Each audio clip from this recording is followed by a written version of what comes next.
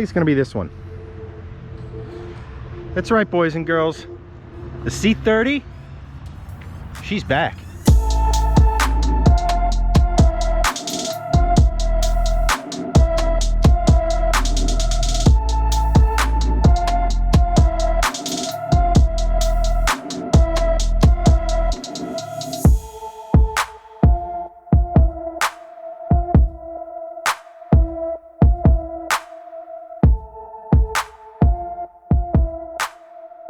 So before we dive right into the glorious,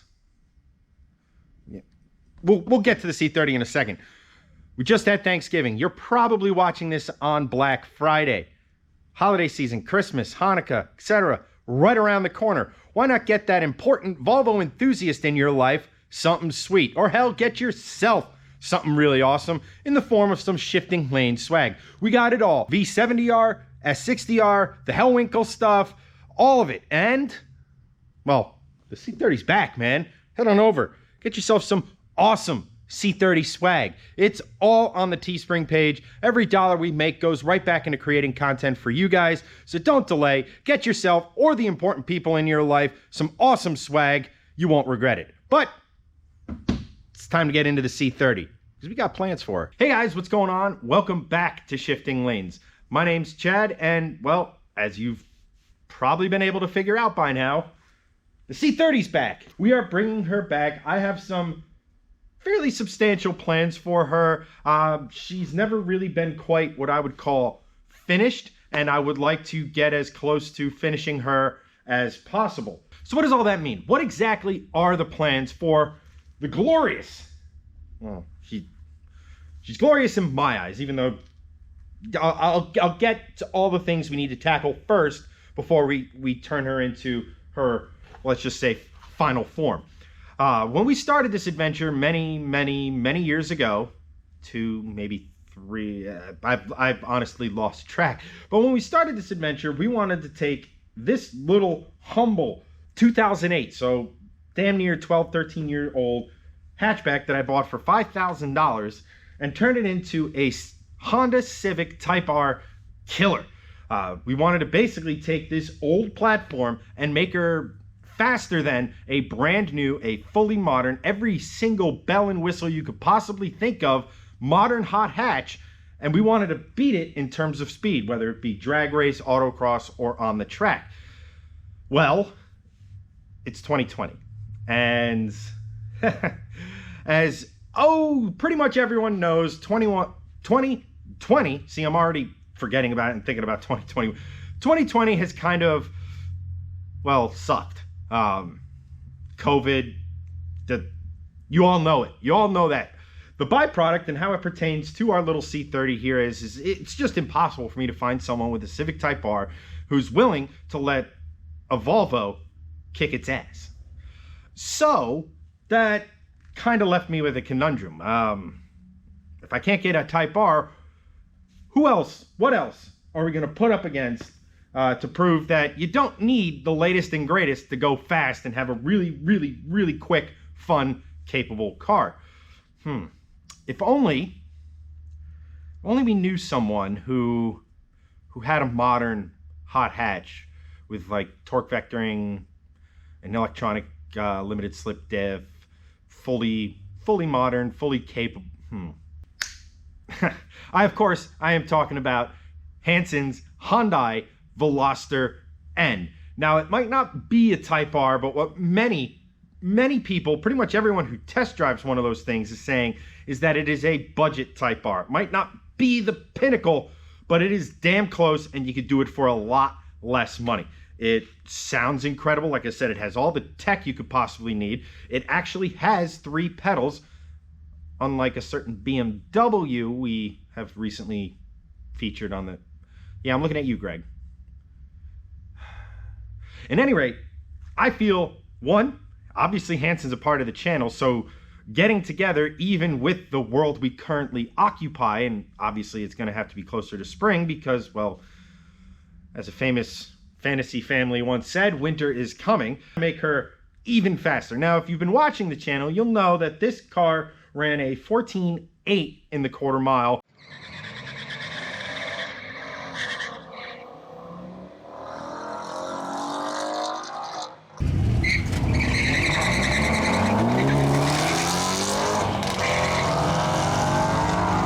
Veloster N was already slower in the quarter mile than our C30. Now, that's down to a lot of things. I don't think it's necessarily a fair comparison. Different nights. I think Hansen ran a 14.9 or a 15.0, something in that neighborhood, which doesn't really make it significantly slower than the C30. And it was also his first trip to the drag strip, so there's a lot of different sort of techniques that, well, he just wasn't accustomed to. So, obviously, even in a perfect world, we can sit here and say, based on our scientific research, the C30 is faster than the Veloster N as she sits. However, I have a bit of an ego. I don't know if anybody's noticed that, but it's not enough for me to just win. I want to win where it leaves zero doubt who is the winner. Or in this case, which car is faster. So, again, what does all that mean? Well, long and short of it, we are making the C30 much more faster than she already is. We already got about 320 horsepower underneath the hood. We want to add more. The biggest thing, though, the Achilles heel to this car, as far as I'm concerned, as far as specifically drag racing is concerned, and especially coming out of like tight corners, anywhere where there's really hard or high load, high acceleration moments, is, well, there's an open diff in this. So I would like, and I've been saying it for months, we want to put a limited slip diff in her. But obviously, the faster we go, the more we have to stop. So obviously, a big brake upgrade is in this car's future. Think of it as, though, she's not exactly 100%. Now, I know a lot of you were upset when I switched from this car to the Mustang. Rightfully so. I mean, you're passionate. You guys own these cars. You're passionate about your car, and you hate to see someone deviate from what you like and everything like that. But twofold. One, the Mustang's always been a dream car of mine. Also, it gives me the opportunity to do a dream build I've wanted to do, i.e. something with north of 700 horsepower. And it's a newer car. I hate to say it, but it's just nicer to drive on a day-to-day basis than the C30 is. The seats are a little more comfortable. It has a lot more creature comforts, Bluetooth, better stereo, all that sort of a thing. And with the headers, with the tune, with a 7,800 RPM redline in an American V8, let that sink in. Yes, American V8s can rev. It is allowed. We don't do it often, but we do it. We can do it. She is an absolute ripper. That's kind of why I gravitated to her. Before we dive into any of the upgrades with the C30, before we dive into anything that's going to make this thing faster, she's far from perfect. That's also the main reason why I kind of parked her and only drove her when I really needed to. The biggest thing, the thing we have to take care of, the thing we have to address before we chuck more power at her is this corner right here. Now, you obviously can't see anything wrong here, but there's something going on. I am rubbing on the backing plate for the brakes, I hope.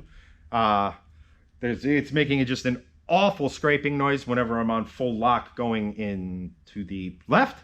Also, there is I don't know if vibration's the right word, wobble or anything like that, but it feels like whatever's supposed to be circular in the drive lane here is ovular, oval in shape. So it's like sorry for the horrible sound effects, but you kind of get what I'm going on. Obviously, that is something that we kind of need to address. I'm not 100% sure if it's the wheel hub. Greg seems to think it might be actually a wheel weight falling out. That would be excellent because that's the cheapest of all the fixes.